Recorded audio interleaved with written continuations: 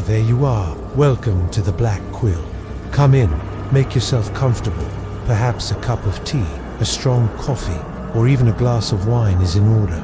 Go ahead, I'll wait. Once you're settled, draw your blanket a little tighter and dim the lights, because tonight we delve into the shadows where nightmares are born and whispered stories come alive. Are you ready? Good. Let us begin. Tonight's story, The Mountain Cabin.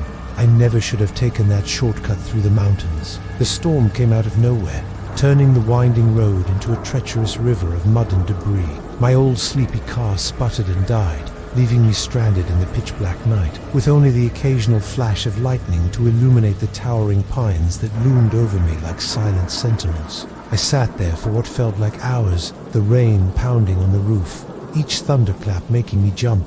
The air grew thick, oppressive, as if the mountain itself was trying to suffocate me. I knew I couldn't stay in the car forever. With a deep breath, I stepped out into the downpour. The wind howled, whipping icy raindrops against my face as I trudged up the mountain road. My shoes squelched in the mud, each step a struggle against the elements and my own growing dread. That's when I saw it, a flicker of something through the trees. Hope surged through me as I pushed forward, branches clawing at my clothes. There, perched on a small clearing, stood a two-story cabin. Its weathered wooden exterior blended seamlessly with the forest, as if it had grown straight from the mountain itself. No lights shone from within, but it was shelter, and that was all that mattered.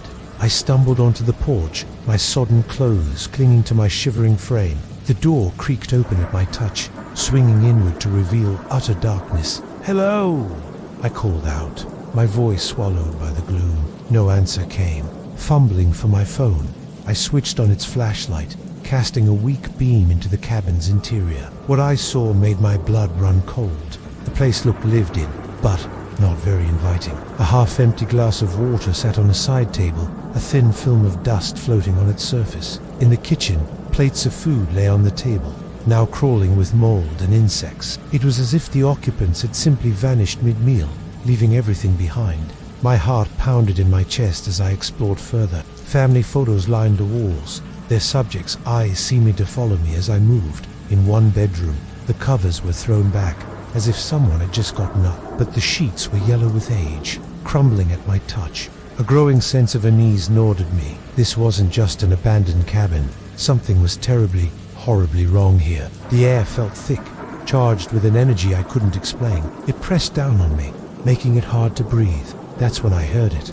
A soft, rhythmic thumping coming from upstairs. Thump, thump, thump, like a heartbeat, but wrong, distorted, like it was coming from underwater. My legs shook as I climbed the stairs, each creak of the floorboards echoing in the oppressive silence. The second floor was a single, cavernous room. Moonlight filtered through a grimy window, casting everything in an eerie, blue glow. The smell of copper and rot hung in the air, permeating my nostrils with the foulest of foul odors. Blood splattered about like a mad painter had concocted their masterpiece here. And there, in the center of the room, stood something terrible, a shape that defied description, constantly shifting and writhing. Tentacles would come and go, as if it wasn't sure what shape to take.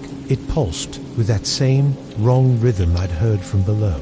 The sounds coming from it caused a deafening madness to fill my head like I have never known before or since. I wanted to run, to scream, but I was rooted to the spot. The thing turned, if you could call it turning, and I felt its attention fall on me like a physical weight. A voice that wasn't a voice filled my head, speaking of vast, cosmic horrors beyond human comprehension, of ancient beings that slumbered in the depths of the earth, waiting to reclaim what was once theirs. Images flashed through my mind, civilizations rising and falling, mountains crumbling to dust, stars being born and dying, all in the span of a heartbeat. I saw myself insignificant in the grand scheme of things, a mere mote of dust in the cosmic wind. When I came to, I was back in my car. The storm had passed, leaving behind a world washed clean.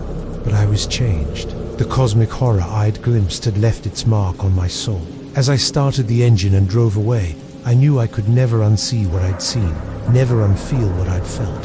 The mountains loomed in my rearview mirror, ancient and unknowable. And somewhere up there, in a cabin that shouldn't exist, something waited, something that had always been waiting, and always would be. I drove faster, but I knew in my heart, you can't outrun the cosmic truth once you've seen it. The horror stays with you forever. And so, our journey into the shadows comes to an end, for now. But the stories never truly stop. They linger, waiting for the right moment to find you again. If you enjoyed tonight's tale, do remember to subscribe, leave a comment, and share it with those who dare to tread the darker paths. Until next time, keep your lights low, your blankets tight, and your mind open to the mysteries of the unknown. This has been the Black Quill. Farewell. For now.